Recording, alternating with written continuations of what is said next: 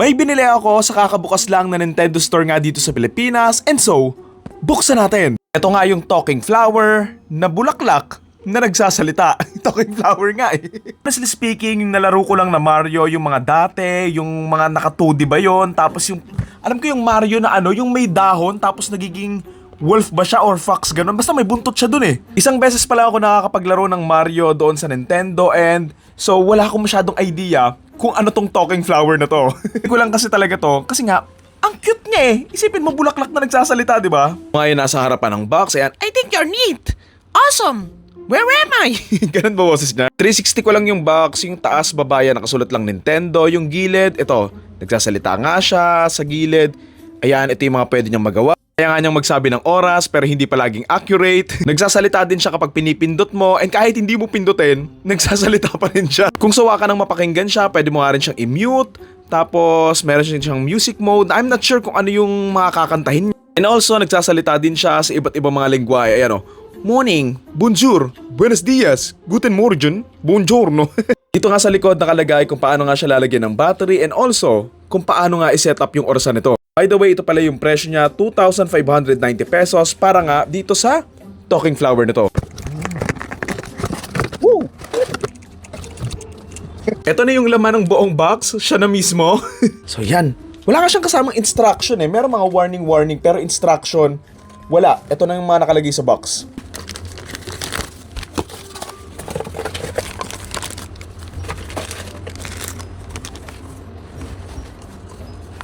Obviously, para nga magamit muna natin to, lagyan nga muna natin ng battery. So, paano nga ba ito ulit lagyan? Sa ilalim, di ba? Okay. Okay. So, yan. Yun yung ilalim. Kailangan ko din ng malait na screwdriver and also dalawang double A siguro. Teka lang. Okay, ito na yung maliit kong screwdriver na luma na. Tapos, buti na lang may natira pa akong dalawang double A na batteries from IKEA. Binalik ko na yung nasa ilalim, in-screw ko na ulit, and ito na yung itsura niya. Pakinggan natin kung magsasalita Dapat pala natin yung mic dito. Ba't di siya nagsasalita? In-on ko na siya and isi-set up ko na. Hindi ko kasi siya They say the ocean tastes like tears. Ano daw, ocean tastes like tears? Okay, mulitin natin English. English.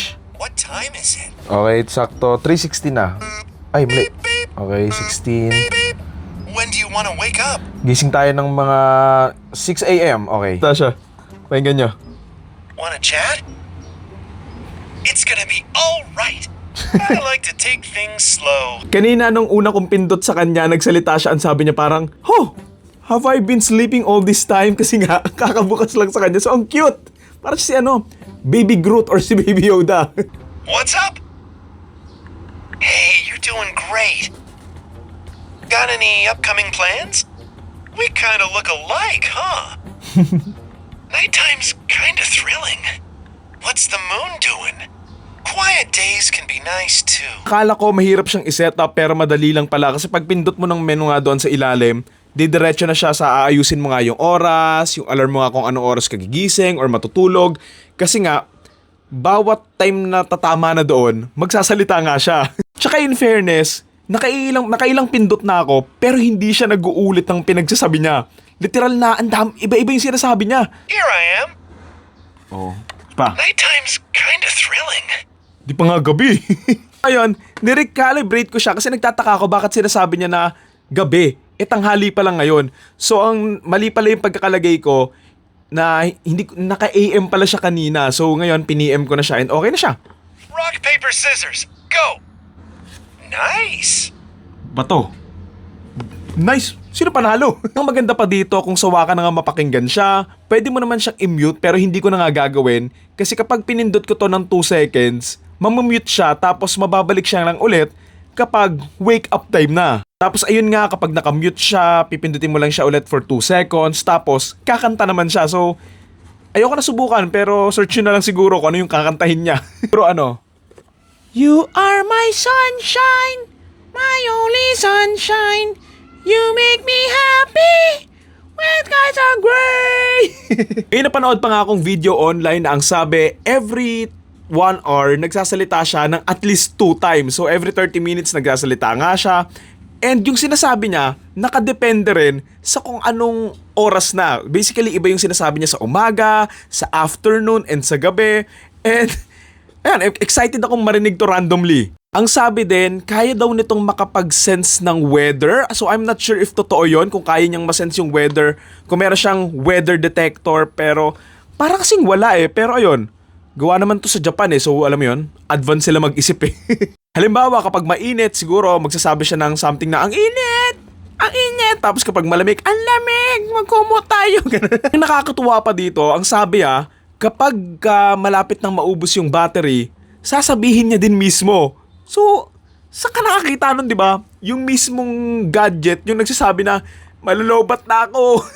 Technically ata, hindi talaga siya orasan na orasan, but more on for alarm clock or reminders lang. Pinutin natin. Eureka! I just got an amazing idea! Ano kaya idea niya? What was I talking about? Naku, nakalimutan. So ang akala ko kapag pinipindot mo siya, magsasabi rin siya ng oras, pero parang hindi ata. But more on yung ginawa kong alarm doon sa ilalim, doon lang siya magsasalita. Kapag 5 or 6 a.m. na, magsasalita siya. Tapos kapag matutulog na, magsasalita siya. Something like that.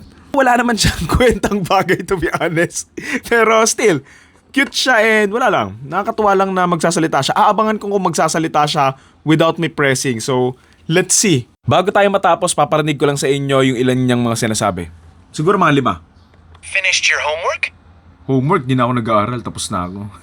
So, what you been eating lately? Make sure you're getting your veggies.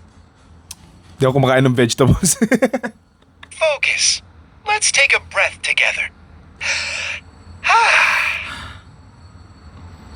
Okay, helpful yun Did you know the planet is spinning?